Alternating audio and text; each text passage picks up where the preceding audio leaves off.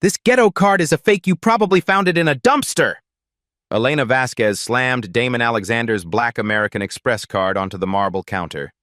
The sound echoed through Grand Meridian's lobby like a gunshot. Look at this clown. She grabbed the card, waved it above her head for everyone to see. A black beggar trying to use a black card. Phones lifted instantly. Guests circled closer.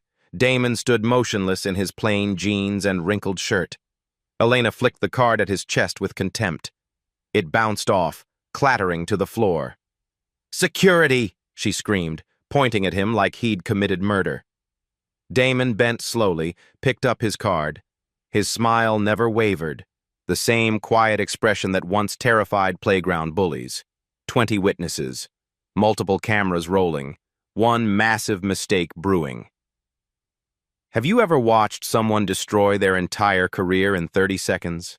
Derek Phillips emerged from behind the mahogany reception desk, his manager's badge catching the crystal chandelier light. His eyes swept Damon from head to toe with practiced disdain. "Elena's absolutely right." Derek's voice projected across the bustling lobby. "These fraud attempts are getting ridiculous." He snatched the black card from Damon's palm, holding it up like a courtroom exhibit. A cluster of well-dressed guests paused their conversations, phones already recording. "Ladies and gentlemen," Derek announced theatrically, "Witness Exhibit A, a supposed premium card from someone who clearly shops at Goodwill." Nervous laughter rippled through the crowd. A woman in Chanel whispered to her husband, "How embarrassing for the hotel." Elena stepped forward, emboldened by Derek's support. "Sir, did you specifically request the black card to match your demographic? That's some next-level planning right there." More phones appeared. The lobby's Instagram-famous influencer, at luxurylifestyle_Bry, tilted her camera toward the unfolding drama. Her live stream counter read 847 viewers and climbed. "OMG, you guys," she whispered into her phone. "This hotel situation is getting wild. This guy is trying to scam his way into the penthouse with a fake black card. I'm literally shaking right now." Comments flooded her screen. "Call the police. Hotels need better security." This is so cringe. Damon checked his vintage Omega 647 PM. His phone buzzed insistently against his chest. The caller ID flashed CFO, Alexander Industries, but he declined without looking. "I have a 7:30 dinner meeting," Damon said calmly. "Let's resolve this quickly." Elena burst into mocking laughter. "Oh, he has a meeting!" Probably at McDonald's drive-thru. The crowd's amusement grew bolder. A teenage TikToker captured Elena's performance, already crafting the perfect caption, "Hotel Karen vs. Mysterious Man Part 1. Derek leaned against the counter, addressing his audience like a seasoned performer. "Sir, we'll need 3 forms of government ID, a bank statement, your mother's maiden name, and a blood sample before processing any financial instrument from people in your situation." His situation? Damon's eyebrow lifted slightly. "You know exactly what I mean." Derek's smile turned predatory. Individuals who attempt to use financial products significantly above their apparent socio-economic bracket. In his shirt pocket, the edge of a first-class boarding pass, Chicago to Tokyo, departing tomorrow morning, remained barely visible. None of the staff noticed.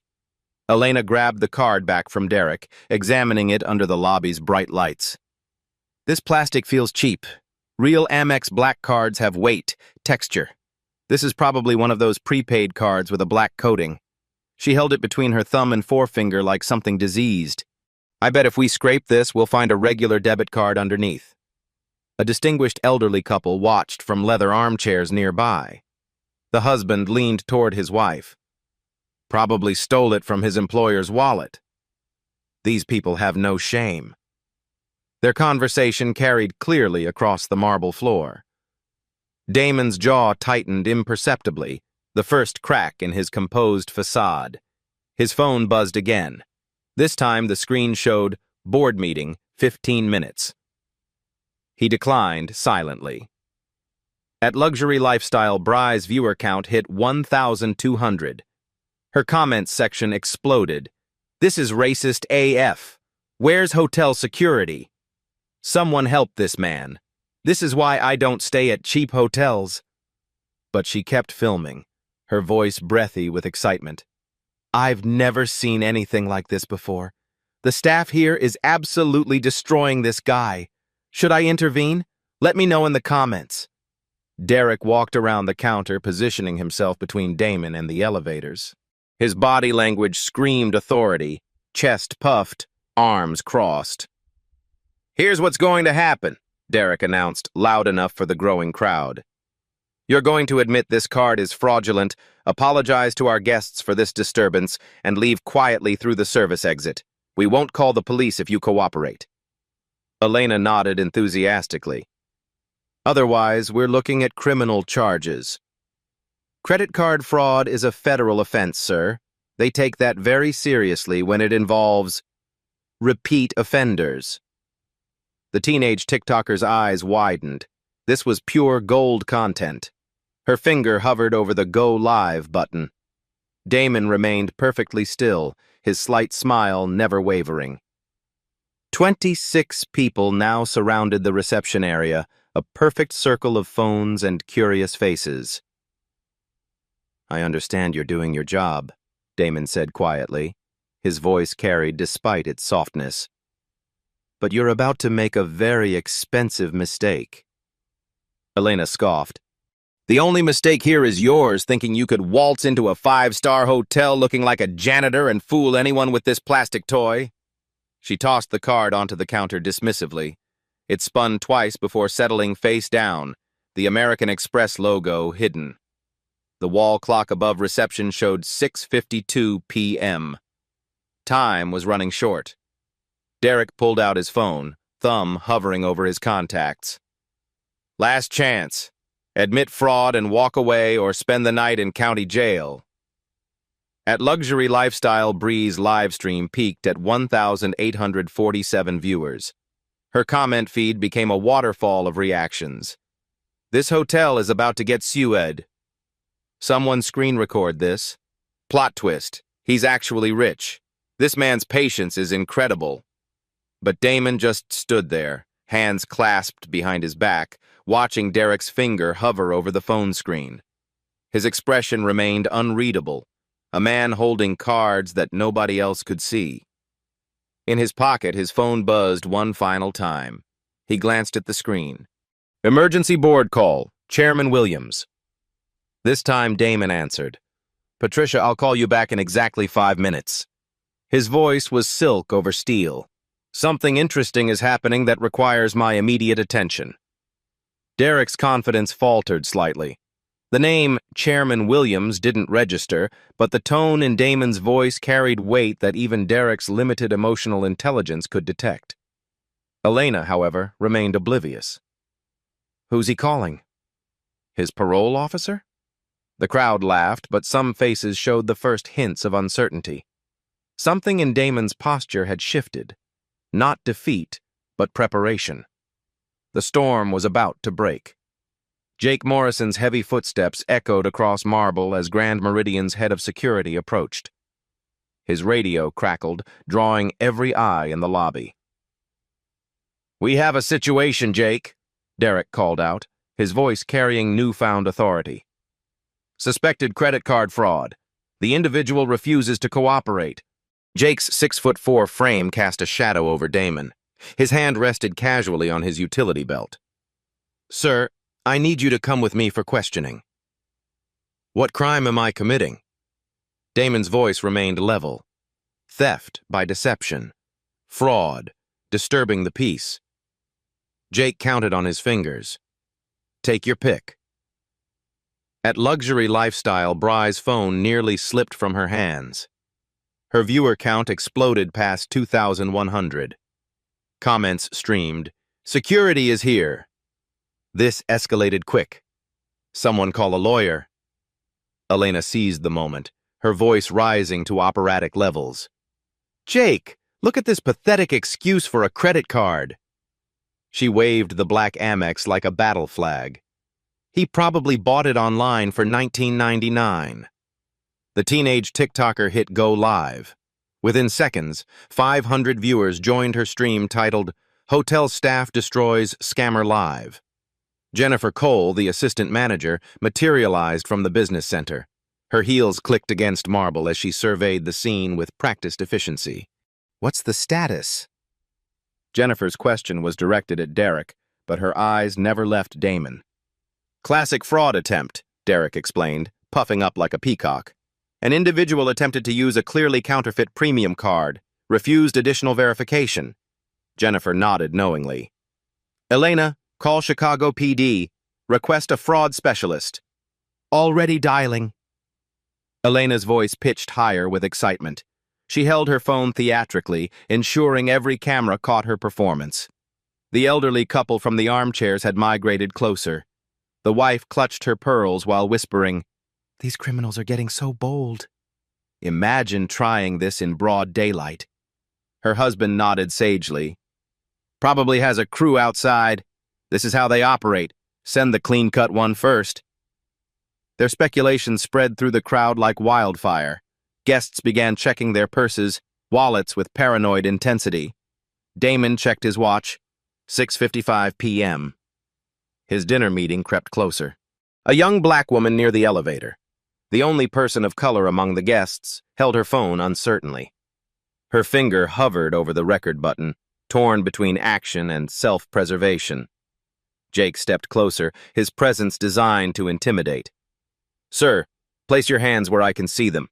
Any sudden movements, and this gets complicated." "Complicated how?" Damon asked, genuinely curious. "Resisting arrest carries additional charges." At Luxury Lifestyle _Bry's comment section exploded, "Arrest? For what? This is insane. Get this to the news." Derek positioned himself behind reception like a general commanding troops. "Ladies and gentlemen, this is exactly why Grand Meridian maintains the highest security standards.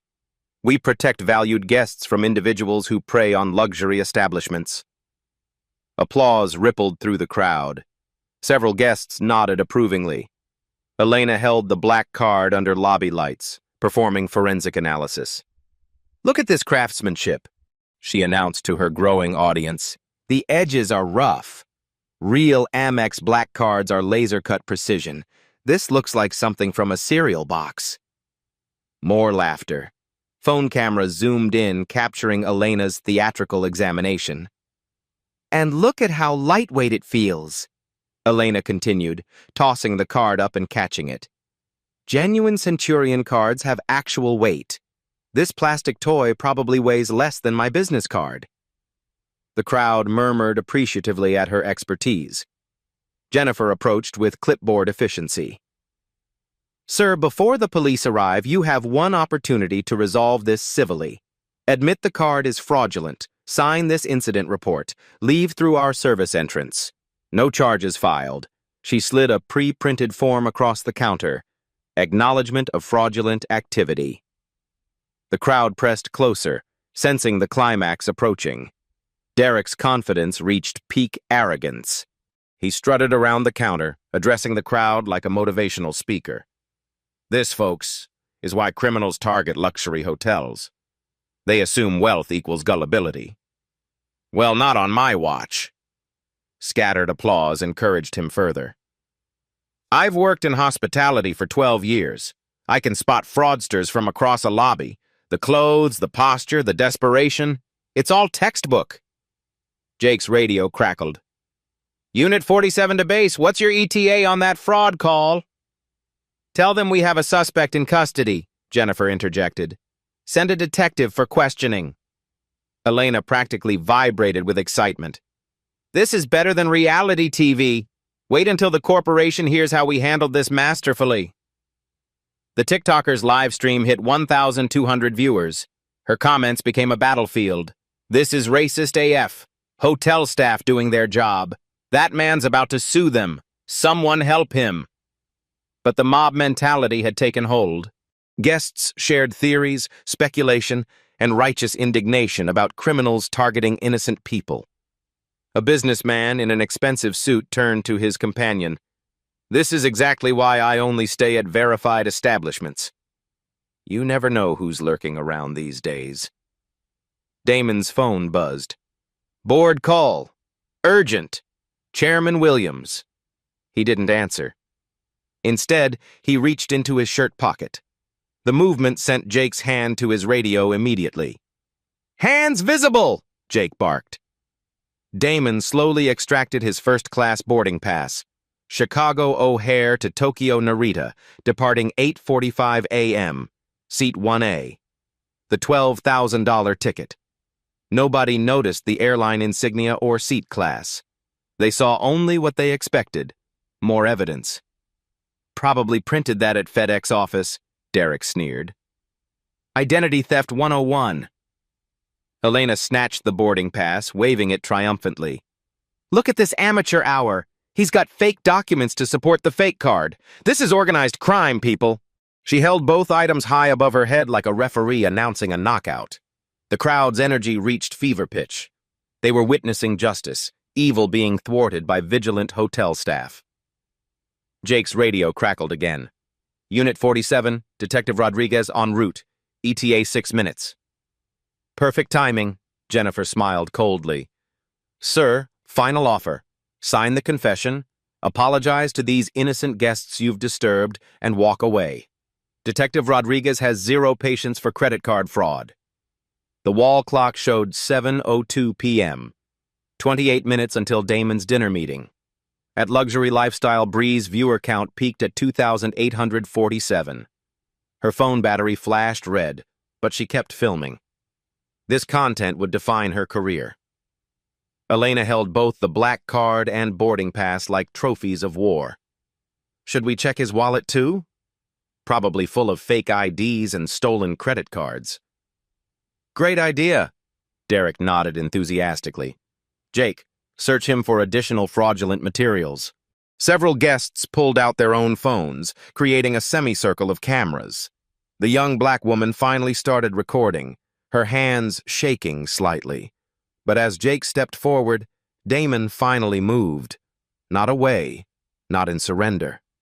He pulled out his phone with deliberate slowness, his thumb hovering over a particular app. His smile returned wider this time, carrying secrets that would shatter every assumption in that marble arena. The storm had arrived.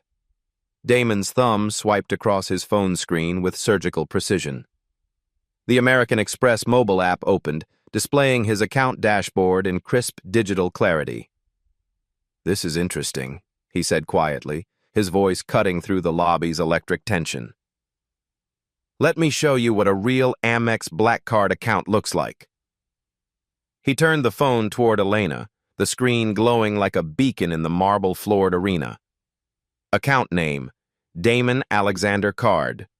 Type, Centurion Black Card. Invitation only.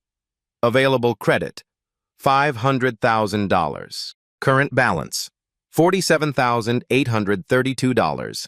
Average monthly spending, $87,000. Member, since 2018. Elena's face drained of color like water rushing from a broken dam. Her mouth opened, then closed, producing no sound except a strangled gasp. That can't be real," she whispered, her theatrical confidence evaporating like morning mist under the scorching sun. "Call American Express," Damon suggested calmly, his voice carrying the patience of a teacher with particularly slow students. "The customer service number is on the back of this fake card you've been mocking for the past 15 minutes. Derek pushed closer, squinting at the screen like he was trying to decode hieroglyphics.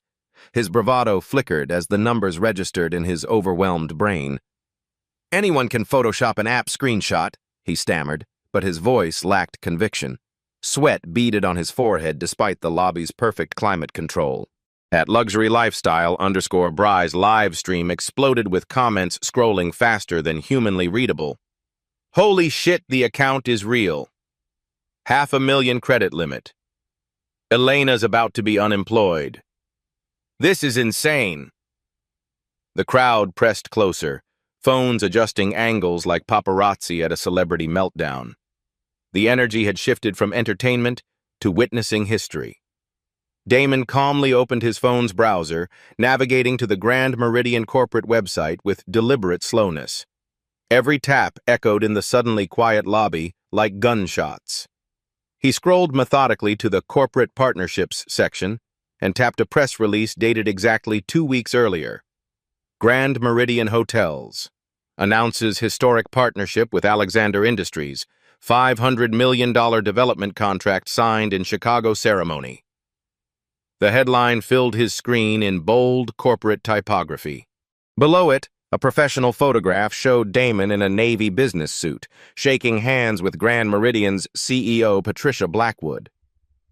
Both were smiling, surrounded by executives and architectural renderings. "Interesting partnership you have here," Damon said, showing the screen to Elena with the same tone a professor might use to point out a student's mathematical error. Her hands trembled violently as she read. The theatrical energy that had sustained her performance crumbled completely, replaced by naked terror. "What does that have to do with anything?" she asked weakly, though her voice betrayed growing panic. Her grip on the black card loosened, nearly dropping it. "Everything." Damon's smile widened slowly, like sunrise breaking over mountains.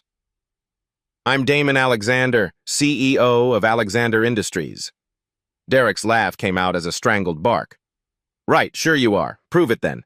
And I'm Jeff Bezos having a casual Friday." But Jake Morrison stepped back instinctively, his law enforcement training recognizing a fundamental shift in power dynamics. Something in Damon's posture had changed. Not defeat, but revelation. The crowd pressed closer, sensing the tide turning dramatically. Phones adjusted angles, capturing every micro-expression of the unfolding corporate drama. Jennifer Cole pushed forward, her clipboard forgotten but her skepticism intact. "This could still be fabricated. Websites can be manipulated. We've seen elaborate scams before." Damon nodded appreciatively at her due diligence. "Excellent point, Jennifer. Let's verify through multiple independent sources." He opened another browser tab, navigating to Forbes.com. His fingers moved with practiced efficiency, typing Damon Alexander, CEO Chicago into the search bar. The results populated instantly like slot machine jackpots. Damon Alexander, 45, Alexander Industries CEO, closes biggest Chicago development deal in decade. From Southside to Boardroom, the Alexander Industries success story. Black excellence in business. CEO Damon Alexander's $2.3 billion empire. Chicago's power players, Damon Alexander, reshapes urban development. He selected the Forbes article from 3 weeks earlier. The hero image showed Damon in an executive conference room, surrounded by architectural models and development plans, clearly commanding the meeting. The caption read in crisp, professional font, Alexander Industries CEO, Damon Alexander, reviews plans for the company's latest $500 million hotel partnership program with Grand Meridian Hotels during an exclusive Forbes interview. The lobby fell into cathedral silence. Even the ambient piano music seemed to pause in respect. Elena's breathing became shallow and rapid. She stared at the phone screen as if it were displaying her own obituary in real time. Her theatrical mask had completely dissolved. Derek's face cycled through confusion, denial, and dawning horror in rapid succession. His hospitality management training had never prepared him for this apocalyptic scenario. You actually... Derek's voice cracked like a teenager asking someone to prom. A distinguished businessman near the elevators suddenly straightened. "Wait a minute. I recognize him now. That's definitely Damon Alexander. I heard him speak at the Chicago Business Council last month. Brilliant presentation on urban renewal." Other guests began pulling up their own phones, cross-referencing, verifying. Whispered confirmations rippled through the crowd like wildfire. "Holy shit, he's right," a woman in designer clothes gasped. "I just Googled him. He's worth like $2 billion. Elena's knees buckled slightly. She grabbed the reception counter for support, her face cycling through various shades of green. "This has to be some kind of elaborate mistake," she whispered to Derek desperately. "Some massive con game with fake websites and planted actors in the crowd." Derek nodded frantically, clinging to denial like a drowning man clutching driftwood. Damon opened LinkedIn on his phone, typing his own name with theatrical flair. His executive profile appeared immediately. Damon Alexander, Chief Executive Officer, Alexander Industries, 2.3 million plus followers, 15,247 connections. Recent post. Thrilled to announce our groundbreaking partnership with Grand Meridian Hotels. The post displayed 47,832 likes and 892 comments from verified industry leaders, politicians, and business celebrities. "I don't just qualify for a Centurion card," Damon continued conversationally, his voice carrying across the hushed lobby. "I was personally invited by American Express CEO Stephen Squeri after our companies exceeded $250,000 in annual spending. We have dinner quarterly at his private club to discuss corporate spending strategies and partnership opportunities." The TikToker's live stream hit 3,200 viewers. Comments flooded faster than the screen could display them. Plot twist of the century. They just destroyed their careers on live TV. Someone screen record this entire thing. "Elena is so fired, it's not even funny. This is going viral worldwide." Additional guests began recognizing Damon from magazine covers, business conferences, and news interviews. The whispered confirmations grew into audible discussions. Elena's theatrical confidence had been completely obliterated, replaced by existential dread. She stared at the black American Express card in her trembling hands, the same card she'd mocked, flicked, and dismissed as obvious fraud like she was holding a nuclear device. "This is impossible," she whispered to Derek, her voice barely audible. "How were we supposed to know he was actually a millionaire?" Damon finished her sentence gently. "You weren't supposed to know my net worth or corporate position. You were supposed to treat me with basic human dignity regardless of my appearance, my clothing choices, or your personal assumptions about who belongs in your establishment." The lobby's marble floors amplified every whispered conversation, every phone notification, every heartbeat of the people who'd just witnessed their assumptions shatter like crystal hitting concrete. Jake Morrison's radio crackled ominously. "Unit 47, Detective Rodriguez on scene in lobby, requesting immediate status update on fraud suspect." Jake looked at his radio, then at Damon, then at the crowd of recording phones. His law enforcement instincts screamed warnings about viral videos, discrimination lawsuits, and career-ending mistakes. "Base, we need to cancel that fraud call immediately. The situation has been clarified." "Negative, Unit 47. Detective Rodriguez is already in the building and ascending to your location." All eyes turned toward the elevator bank where polished steel doors reflected the chaos of the marble lobby. The storm had arrived in full force, and everything was about to change forever. Detective Maria Rodriguez emerged from the elevator like a force of nature, her badge gleaming under the crystal chandelier. Her eyes swept the lobby with practiced efficiency, taking in the crowd of phones, the trembling hotel staff, and Damon standing calmly at the center of it all. "Someone wants to explain what's happening here?" Her voice carried the authority of 15 years in law enforcement. Damon stepped forward, extending his hand with the same confidence he'd use in a boardroom. "Detective Rodriguez, I'm Damon Alexander, CEO of Alexander Industries. I believe there's been a significant misunderstanding that requires immediate clarification." Rodriguez shook his hand, her trained eye noting his calm demeanor, expensive watch, and the crowd's shifted energy. "Mr. Alexander, I was called here for credit card fraud. You're the alleged suspect?" Elena's voice cracked like breaking glass. "He tried to use a fake black card." "We caught him red-handed." Rodriguez turned to Elena with professional skepticism.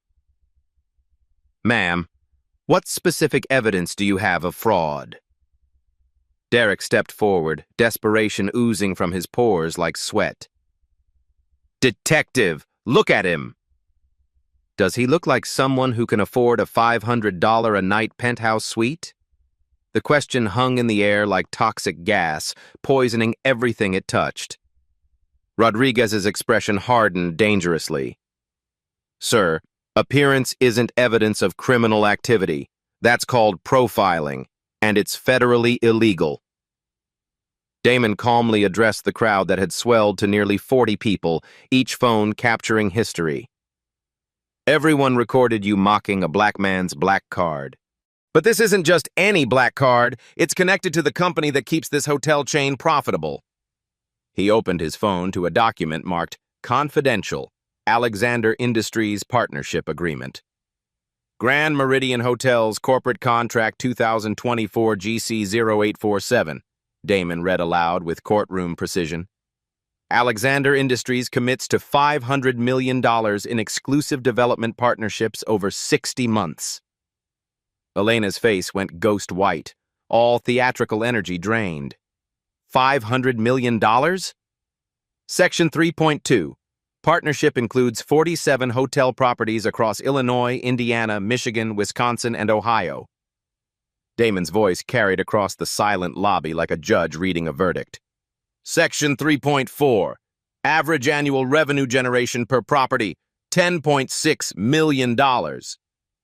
Derek grabbed the reception phone with shaking hands, his career flashing before his eyes like a drowning man's life. Corporate office, this is Derek Phillips at Chicago Grand Meridian. I need to speak with Sarah Lane immediately. It's a code red emergency. At Luxury Lifestyle, Bry's live stream peaked at 4,200 viewers. Her comment feed became a waterfall of reactions, scrolling faster than humanly readable. This is corporate warfare. $500 million. Derek is about to get annihilated. Elena just cost them everything. This is insane. Rodriguez pulled out her notepad, recognizing a civil rights incident when she saw one. Mr. Alexander, would you like to file a discrimination complaint? This appears to be textbook racial profiling. Before Damon could answer, Derek's call connected. He switched to the speakerphone with trembling fingers, his voice shaking like autumn leaves. Sarah? Thank God you answered. We have Damon Alexander here claiming to be the CEO of Alexander Industries, and there's been some confusion about his credit card. Damon Alexander is there?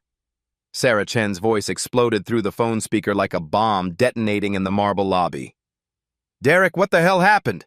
Put him on the line immediately. The lobby fell into cathedral silence except for the sound of Derek's world crumbling in real time. Sarah's voice continued at panic volume. Damon Alexander is our biggest client. He personally negotiated our largest contract in company history. He's worth $2.3 billion. What did you people do to him? Jennifer Cole stepped backward like she'd been physically struck by lightning. The clipboard slipped from her numb hands, clattering on the marble floor with echoing finality. Damon took the phone calmly, his voice steady as granite. Hello, Sarah.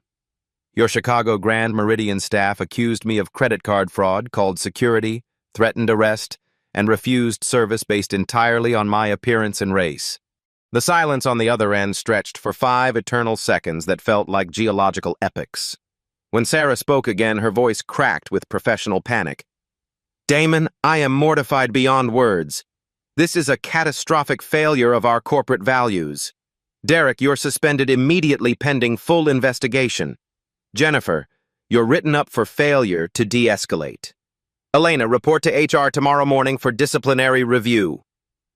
Sarah's voice continued at machine gun pace. Damon, whatever you need, whatever accommodates you, it happens right now.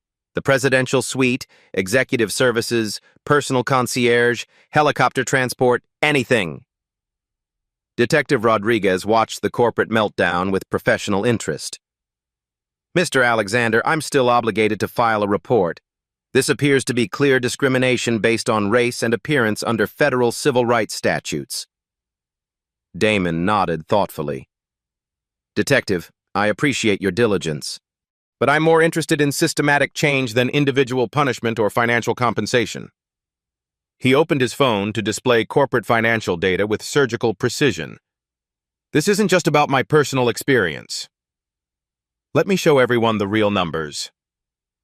The crowd pressed closer, phones recording every detail of the corporate education about to unfold. Alexander Industries employs 3,400 people across 5 states. Our annual payroll exceeds $240 million. We generate approximately $8.7 million in annual tax revenue for Chicago alone.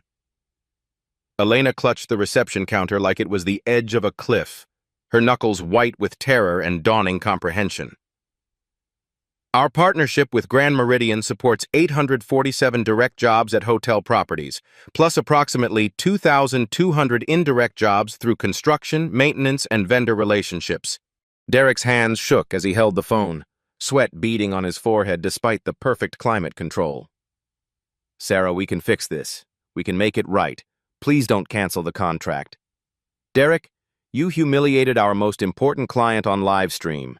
This is already trending on Twitter with hashtag Grand Meridian Racism. Our stock price is going to tank Monday morning. The board is going to have my head on a platter. Damon opened his phone to show a legal document with official letterhead and corporate seals. Partnership Agreement, Section 12.3. Discriminatory practices by partner facilities constitute immediate grounds for contract termination with full financial penalties and liquidated damages. He looked directly at Elena, his voice carrying boardroom authority that commanded absolute attention. Your mockery of my black card wasn't just personal racism. It was a material breach of contract worth $500 million, plus penalties that could reach an additional $50 million. The teenage TikToker's stream hit 5,500 viewers. Comments exploded faster than her phone could process. He's quoting contract law like a boss. This is better than Netflix. Elena single-handedly destroyed a hotel chain. Someone give this man a medal. This is going viral worldwide. A distinguished businessman in an expensive suit stepped forward from the crowd. Mr. Alexander, I'm James Morrison, partner at Morrison & Associates law firm. If you need legal representation for civil rights violations, I'd be honored to assist pro bono. Damon smiled appreciatively. Thank you, James, but I believe in resolution over litigation when possible. Rodriguez stepped closer to Damon, her professional respect obvious. Sir, what outcome are you seeking here? Criminal charges, civil lawsuits, corporate sanctions? Damon checked his vintage Omega, 7:15 p.m., 15 minutes until his Tokyo investors' dinner that could determine his company's expansion into Asian markets. I don't want anyone fired, he said calmly, surprising everyone, including Rodriguez. I want systematic change that prevents this from happening to the next person who doesn't look like your typical guest. Sarah Chen's voice cracked through the speaker with desperate hope. Damon, name your terms. Anything. The board will approve whatever you require. 24 hours to implement comprehensive bias training for all customer-facing staff. Anonymous discrimination reporting system accessible via smartphone app. Diversity officer position created within 30 days with salary minimum $120,000 annually. Monthly third-party audits of service practices by certified civil rights organizations. The crowd murmured appreciation for his measured, constructive response that focused on solutions rather than retribution. And, Damon continued, Elena participates in a 40-hour cultural sensitivity program with community leaders, not as punishment, but as education. This becomes a learning opportunity that benefits everyone. Elena looked up with surprised gratitude mixed with residual terror at her narrow escape from career destruction. Done, Sarah's voice cracked through the phone with relief.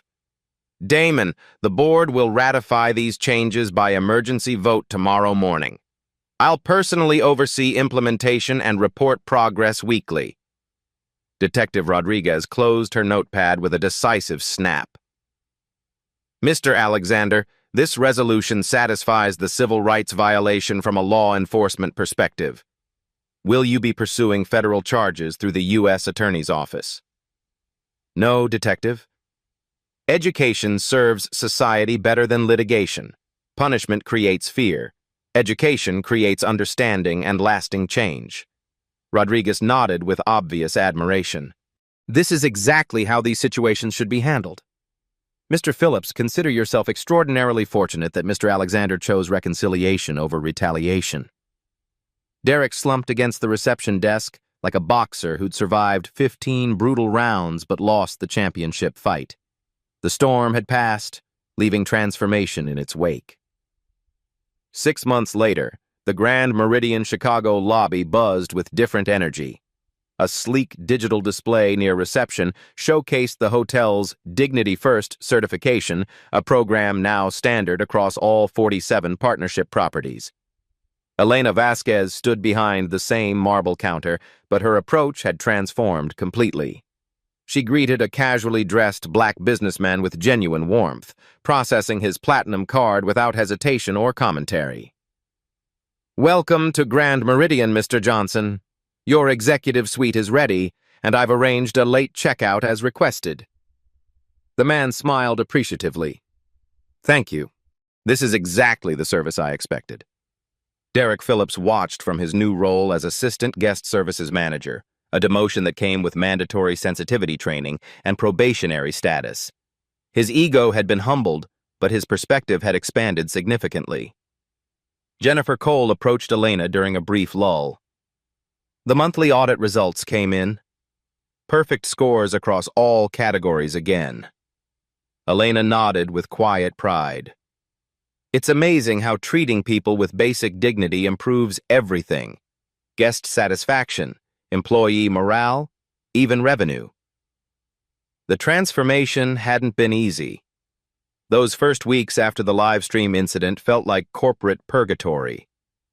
Elena had spent 40 hours with Chicago's Community Leadership Council, listening to stories of discrimination, learning about unconscious bias, and understanding the real-world impact of assumptions based on appearance.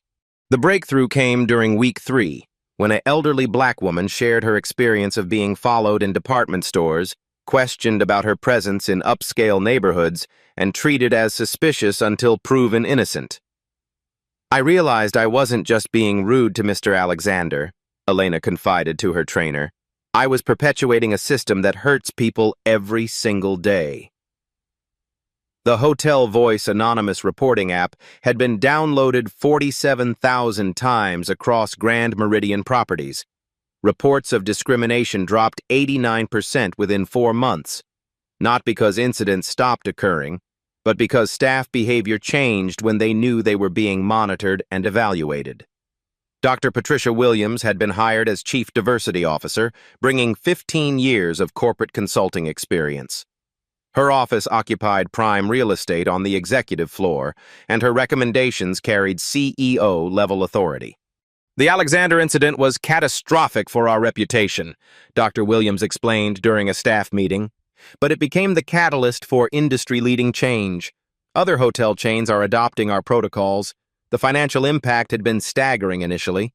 Grand Meridian stock dropped 12% the Monday after the viral video, wiping out $340 million in market value.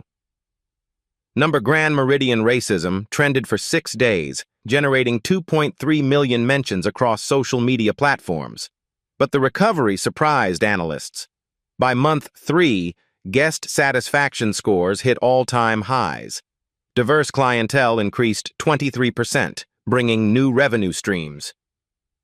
Corporate partnerships expanded as companies valued Grand Meridian's commitment to inclusive practices.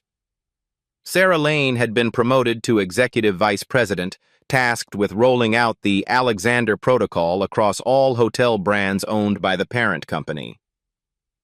"Damon Alexander saved our company," Sarah admitted during a board presentation. "He could have destroyed us legally and financially. Instead, he chose to help us become better."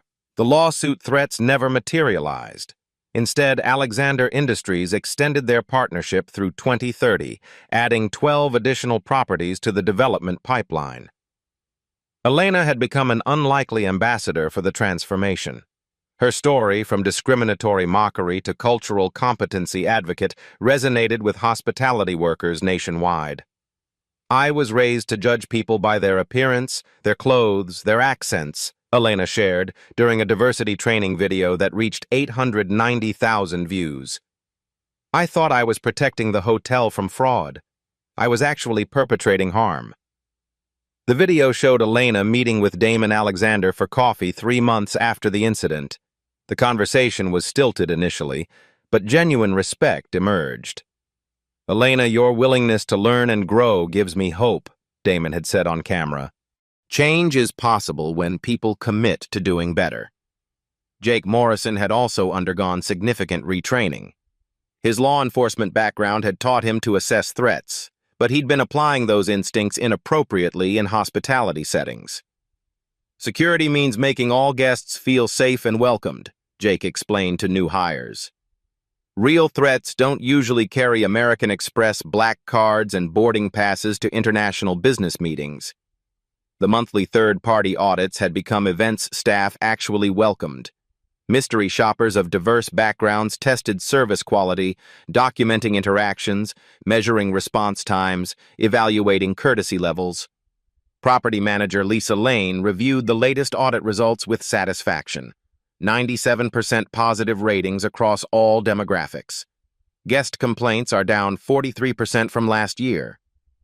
The anonymous reporting app had generated fascinating insights. Most discrimination wasn't blatant racism. It was subtle differences in service speed, eye contact, benefit of doubt assumptions, conversation tone. Unconscious bias training helped us recognize microaggressions we didn't even realize we were committing, Jennifer Cole reflected during her performance review. "I learned to pause before making assumptions." The ripple effects extended beyond hospitality. Alexander Industries had shared their diversity partnership model with other companies. 12 major corporations adopted similar contractor accountability standards. Universities began teaching the Alexander case study in business ethics courses. Harvard Business School featured Damon's conflict resolution approach as exemplary stakeholder management. At Luxury Lifestyle, Bry had transformed her social media presence, using her platform to highlight positive diversity initiatives across luxury hospitality.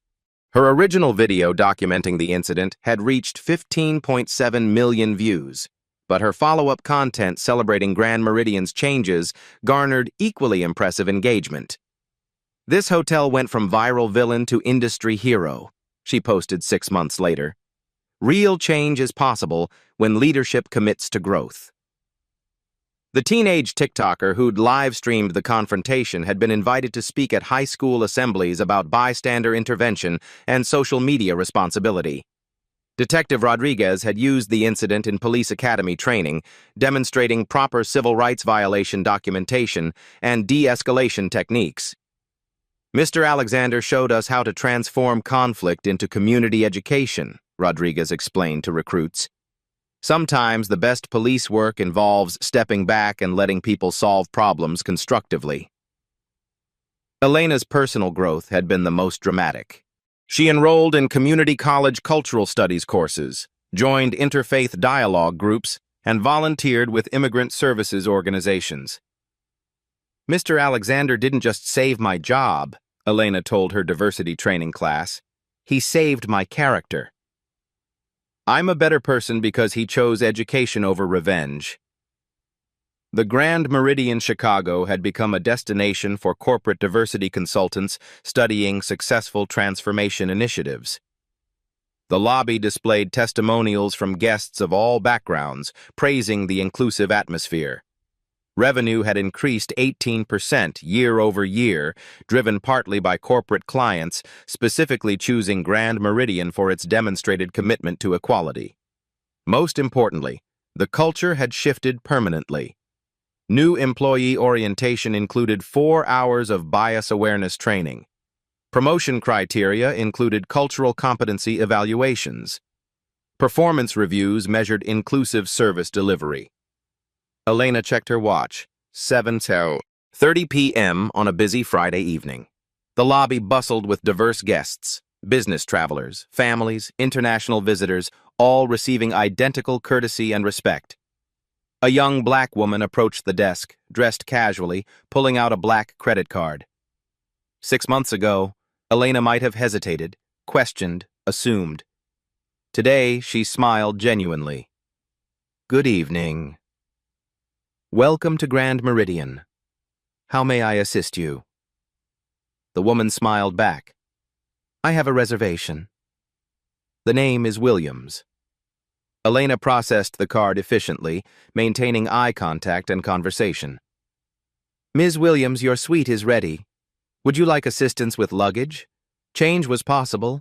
Growth was achievable. Dignity was universal. The Alexander incident had ended with transformation instead of destruction, education instead of litigation, hope instead of hatred. And the revolution continued, one respectful interaction at a time. 2 years later, Damon Alexander stood at the podium of the Chicago Business Ethics Summit, addressing 1,200 corporate leaders from across the nation. The same vintage Omega on his wrist caught the stage lights as he adjusted the microphone. Change doesn't require destruction, his voice carried across the silent auditorium. It requires courage, the courage to choose education over retaliation, growth over revenge, systemic reform over individual punishment. The audience leaned forward, captivated by the man whose hotel lobby confrontation had become legendary in business schools nationwide. Behind him, a presentation slide displayed stunning statistics. Grand Meridian Hotels, 89% reduction in discrimination complaints. Industry adoption, 247 hotel chains implementing Alexander protocols. Employee satisfaction, 34% increase across participating properties. Revenue impact, $127 million, additional revenue from inclusive practices. That evening in the Grand Meridian lobby, I had 2 choices, Damon continued. I could destroy careers, file lawsuits, seek maximum punishment, or I could plant seeds of transformation that would prevent future discrimination. Elena Vasquez watched from the audience, now Grand Meridian's regional diversity coordinator, earning $89,000 annually. Her transformation from discriminatory concierge to inclusion advocate had inspired hundreds of hospitality workers. The choice seemed obvious to me, Damon smiled. Punishment creates temporary compliance through fear. Education creates permanent change through understanding. The Alexander Industries Scholarship Program had awarded $4.2 million to underrepresented students pursuing hospitality management degrees. 67 graduates now worked in leadership positions across major hotel chains, carrying forward the Dignity First philosophy. Dr. Patricia Williams, now Grand Meridian's Executive Vice President of Inclusive Excellence, had been invited to consult with 89 Fortune 500 companies. Her unconscious bias-interrupted methodology was taught in MBA programs at Harvard, Wharton, and Stanford. The economic case for inclusive practices is overwhelming. Damon clicked to his next slide. Companies implementing comprehensive bias training see average revenue increases of 19% within 18 months. Employee retention improves by 23%. Customer satisfaction scores rise 31%. Sarah Lane had been promoted to Chief Operating Officer, overseeing the most profitable period in Grand Meridian's corporate history. The company's stock price had increased 67% since implementing the Alexander protocols, outperforming hospitality sector averages by 34%. But numbers don't tell the complete story. Damon's voice softened. The real victory is measured in human dignity restored, assumptions challenged, stereotypes shattered. The Hotel Voice app had expanded beyond hospitality, becoming a platform for reporting discrimination across retail, banking, healthcare, and education sectors. Over 890,000 downloads had generated 47,000 incident reports, leading to policy changes at 2,300 businesses nationwide. Jake Morrison had been promoted to Director of Inclusive Security Operations, developing training programs that helped security professionals distinguish between actual threats and unconscious bias responses. Detective Rodriguez had testified before Congress about the intersection of civil rights enforcement and community education, using the Alexander case as a model for constructive conflict resolution. Every person in this room has influence. Damon addressed the audience directly. You can choose to perpetuate systems that judge people by appearance, accent, or assumed social status. Or you can build cultures where dignity is universal and respect is non-negotiable. At Luxury Lifestyle, Bry had leveraged her viral documentation of the incident to build a media company focused on social justice storytelling. Her documentary, From Mockery to Mentorship, The Grand Meridian Transformation, had won 3 industry awards. The teenage TikToker, now studying journalism at Northwestern University, had been awarded a full scholarship through the Alexander Foundation for ethical media coverage. Systemic change happens when individuals commit to personal growth. Damon clicked to his final slide. A photograph of him shaking hands with Elena at her graduation ceremony from DePaul University's Cultural Studies program. Elena Vasquez could have remained defensive, blaming circumstances or claiming ignorance. Instead, she chose vulnerability, education, and transformation. Today, she trains thousands of hospitality workers annually, turning her moment of failure into a lifetime of positive impact. Elena wiped tears from her eyes, remembering her journey from shame to purpose. The Alexander Protocol isn't just about hotels, Damon concluded. It's about creating spaces where everyone, regardless of race, appearance, accent, or perceived social status, receives identical dignity and respect. The standing ovation lasted 4 minutes and 37 seconds. After the presentation, corporate leaders lined up to discuss implementation strategies. Damon's assistant scheduled 67 follow-up consultations within 2 weeks. Alexander Industries had grown to 4,900 employees across 8 states, maintaining its commitment to inclusive hiring and advancement practices. The company's annual Dignity and Development Report had become required reading in urban planning graduate programs. But Damon's proudest achievement remained personal. His daughter Emma, now 18, had been accepted to Harvard Business School with plans to study ethical leadership. His son, David, 16, volunteered weekly at immigrant services organizations, teaching English to recent arrivals. "Dad taught us that power without compassion is just bullying," Emma had written in her college application essay. "Real strength means using your influence to lift others up, not tear them down." As Damon packed his presentation materials, his phone buzzed with a text from Elena. "Thank you for seeing the person I could become instead of punishing the person I was. Changed my life forever." His response was immediate. "You changed your own life. I just provided the opportunity." The revolution continues in hotels, restaurants, retail stores, and boardrooms across America. One respectful interaction at a time.